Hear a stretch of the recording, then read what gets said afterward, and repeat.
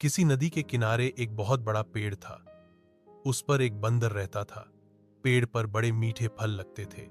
बंदर उन्हें भरपेट खाता और मौज उड़ाता। अकेले ही मजे में दिन गुजार रहा था। एक दिन एक मगर उस नदी में से पेड़ के नीचे आया। बंदर के पूछने पर मग बताया कि वह वहां खाने की तलाश में आया है। इस पर बंदर ने पेड़ से तोड़ बहुत से मीठे फल मगर को खाने के लिए दिए। इस तरह बंदर और मगर में वह हो गई। अब मगर हर रोज वहां आता और दोनों मिलकर खूब फल खाते। बन भी एक दोस्त पाकर बहुत खुश था।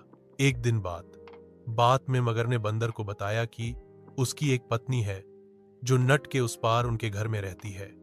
तब बंदर ने उस दिन बहुत से मीठे फल मगर को उसकी पत्नी के लिए साथ ले जाने के लिए दिए। इस तरह मगर रोज जी भरकर फल खाता और अपनी पत्नी के लिए भी लेकर। मगर की पत्नी को फल खाना तो अच्छा लगता, पर पति का देर से घर लौटना नहीं था। एक दिन मगर की पत्नी ने मगर से कहा कि अगर वह बंदर रोज इतने मीठे फल खाता है तो उसका कलेजा कितना मीठा होगा, मैं उसका कब खाऊंगी।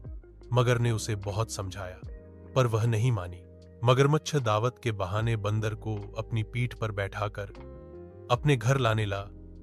नदी बीच में उसने बंदर को अपनी पत्नी की कलेजे वाली बात बता दी। इस बंदर ने कहा कि वो तो अपना कलेजा पेड़ पर ही छोड़ आया है, वह उसे ही से पेड़ पर रखता है, इसलिए उन्हें वापस जाकर कलेजा लाना पड़ेगा।